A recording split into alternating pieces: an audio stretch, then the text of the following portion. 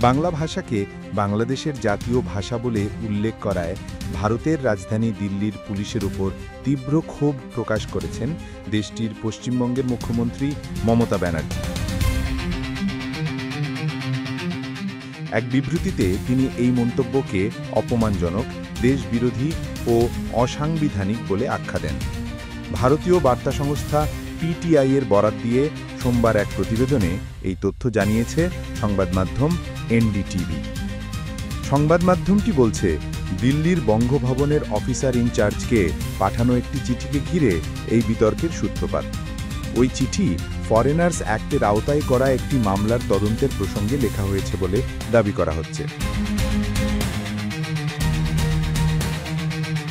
তৃণমূল কংগ্রেসের শীর্ষ নেত্রী মমতা ব্যানার্জি বলেন, দেখুন কিভাবে কেন্দ্রীয় স্বরাষ্ট্র মন্ত্রণালয়ের প্রত্যক্ষ নিয়ন্ত্রণে থাকা দিল্লি পুলিশ বাংলা ভাষাকে বাংলাদেশি ভাষা হিসেবে বর্ণনা করেছে। এটি বাঙালিদের চরম অপমান। তিনি আরও বলেন, বাংলা শুধু আমার মাতৃভাষা নয়, এটি রবীন্দ্রনাথ ঠাকুর ও স্বামী বিবেকানন্দর ভাষা।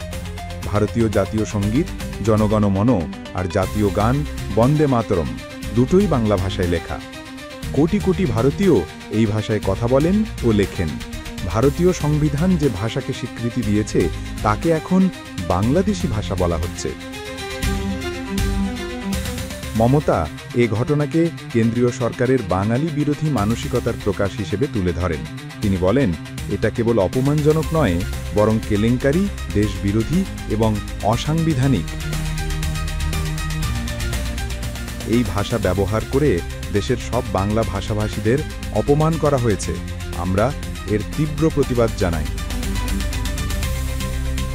তৃণমূল কংগ্রেস দলের পক্ষ থেকেও সোশ্যাল মিডিয়া প্ল্যাটফর্ম এক্সে দেওয়া এক পোস্টে অভিযোগ করা হয়, দিল্লির একটি মামলায় ৮ জন সন্দেহভাজন বাংলাদেশি নাগরিককে গ্রেফতারের পর পুলিশ বঙ্গভবনে চিঠি পাঠিয়ে বাংলাদেশি জাতীয় ভাষার জন্য অনুবাদক চেয়েছে।